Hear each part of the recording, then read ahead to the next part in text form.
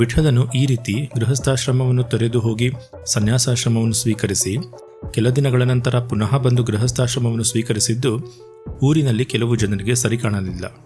ಅವರು ವಿಠಲನು ಉಭಯಭ್ರಷ್ಟನು, ಧರ್ಮಬಾಹಿರನು ಎಂದು ದೂಷಿಸತೊಡಗಿದರು. ಮೊದಮೊದಲು ವಿಠಲನು ಈ ದೂಷಣೆಗಳಿಗೆ ಹೆಚ್ಚು ತಲೆ ಕೆಡಿಸಿಕೊಳ್ಳದೆ ತನ್ನ ಕರ್ತವ್ಯದಲ್ಲಿ ನಿರತನಾಗಿದ್ದನು. ಆದರೆ ಕ್ರಮೇಣವಾಗಿ ಈ ದೂಷಣೆಗಳು ಅಧಿಕವಾಗಿ ಅವರೆಲ್ಲರೂ ಸೇರಿ ವಿಠಲನನ್ನು ಕುಲದಿಂದ ಬಹಿಷ್ಕರಿಸಬೇಕೆಂದು ನಿರ್ಧರಿಸಿದರು. ಈ ಸಂಗತಿಯನ್ನು ತಿಳಿದು ವಿಠಲ, ರುಕ್ಮಾಬಾಯಿ, ಸಿದ್ಧೋಪಂತ, ರುಕ್ಮಾಬಾಯಿಯ ತಾಯಿ ಎಲ್ಲರಿಗೂ ಅತೀವ ದುಃಖವಾಯಿತು. ವಿಠಲನು ತನ್ನ ಕಾರಣದಿಂದ ವೃದ್ಧರಾದ ಅತ್ತೆ ಮಾವಂದಿರು ಸ್ವಂತ ಕುಲದವರ ಸಿಟ್ಟಿಗೆ ಸಿಲುಕಬಾರದೆಂದು ಎಣಿಸಿ ತಾನೊಬ್ಬನೇ ಕಾಡಿಗೆ ಹೋಗಬೇಕೆಂದು ನಿರ್ಧರಿಸಿ ಹೊರಟು ಹೋದನು.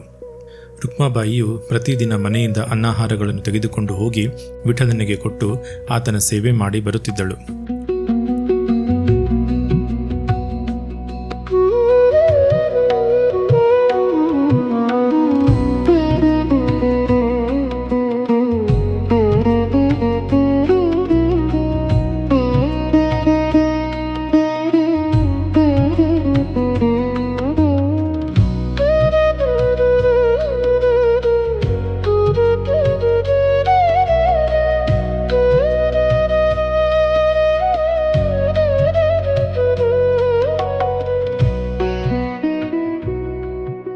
ಹೀಗೆಯೇ ಕೆಲವು ಕಾಲ ಸಾಗುತ್ತಿರಲು ರುಕ್ಮಾಬಾಯಿಯು ಗರ್ಭವತಿಯಾಗಿ ಒಂದು ಶುಭ ಮುಹೂರ್ತದಲ್ಲಿ 3 ಪುತ್ರರನ್ನು ಮತ್ತು ಒಬ್ಬ ಪುತ್ರಿಯನ್ನು ಪತಿಯ ಬಳಿಯಲ್ಲಿಯೇ ಹೆತ್ತಳು.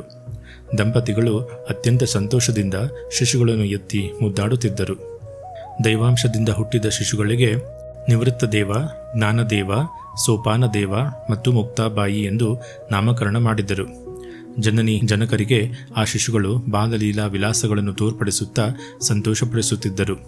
ಸಿದ್ಧೋಪಂತನು ಮೊಮ್ಮಕ್ಕಳನ್ನು ಕಂಡು ಅತ್ಯಾನಂದ ಭರಿತನಾಗಿ ಅವರನ್ನು ಬಿಟ್ಟಿರಲಾರದೆ ಅಳಿಯ ಮತ್ತು ಮಗಳನ್ನು ಸಮಾಧಾನಪಡಿಸಿ ಮೊಮ್ಮಕ್ಕಳೊಡನೆ ಮನೆಗೆ ಕರೆತಂದನು.